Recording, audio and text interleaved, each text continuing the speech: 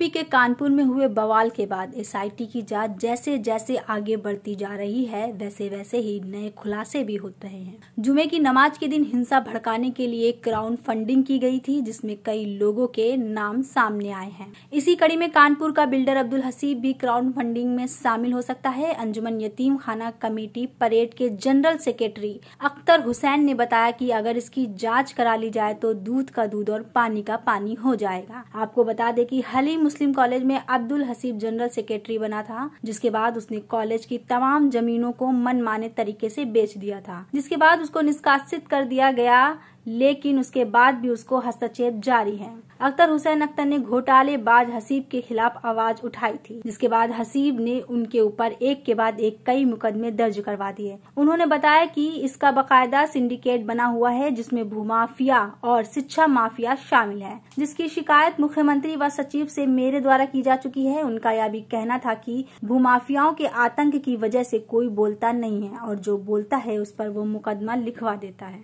General secretary 2012 में बनने के बाद 19/1/2013 को आम सभा मुस्लिम एसोसिएशन की उसने उनको निष्कासित कर दिया था। चमड़ा मंडी में बाकायदा एक मीटिंग हुई थी, उसमें उनके पारिवारिक सदस्यों को निष्कासित कर दिया गया था। उसके टर्मिनेशन के बावजूद भी ये एंटरटेन करते रहे। फिर उसके बाद 2015 में हाईकोर्ट से इनको कोई रिलीफ नहीं मिला इस सिलसिले में। तो हमारा मतलब कहने का ये है कि भाई जब एक आदमी हमारी मुस्लिम एसोसिएशन जो मूल संस्था है, जब उससे वो निष्कासित हो चुका है तो उसकी बर्खास्तगी के बाद फिर कैसे वो एंटरटेन कर रहा है। उसने 2012 से 15, 15 से 18, 18 से 21 और 21 के बाद भी जो ये जो 3 साल का मुद्दत है उसमें भी वो अभी तक काबिज है। आपने मुखालफत क्यों करी, क्या वजह? मुखालफत इसलिए की थी कि पहली बात तो ये है कि उसने हलीम मुस्लिम इंग्लिश सोसाइटी के नाम से एक 2017 में अलग एक सोसाइटी बना ली थी, हमारे कॉन्स्टिट्यूशन को चेंज करके। पहली तो वजह मुखालफत की ये थी।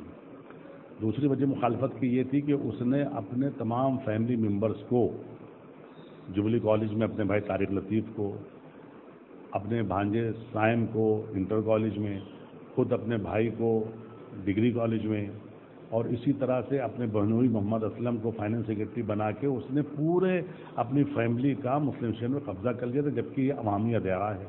और इसको हमारे आबा और अजदाद ने गरीब व नादार तलबा और तालिबात की तालीम के लिए बनाया था और तकरीबन 1,10,000 स्क्वायर गज ज़मीन इसने मखसूस की थी।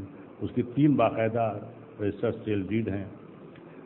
तब भी वो अपने काबिज था और उसने इन सबको जो काबिज किया। तो दूसरी वजह इसकी मुखालफत की ये है।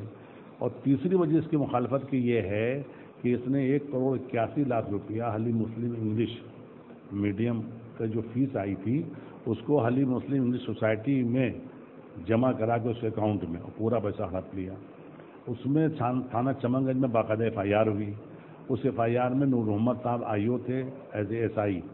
उन्होंने उसको 2,04,00,000 में कन्वर्ट किया और 406 IPC की धारा में 420 और जोड़ दी और जोड़ के वो मुकदमा बाकायदा चला। इसमें इसको एंटीसिपेटरी बेल इसने लेने की कोशिश की, नहीं मिली।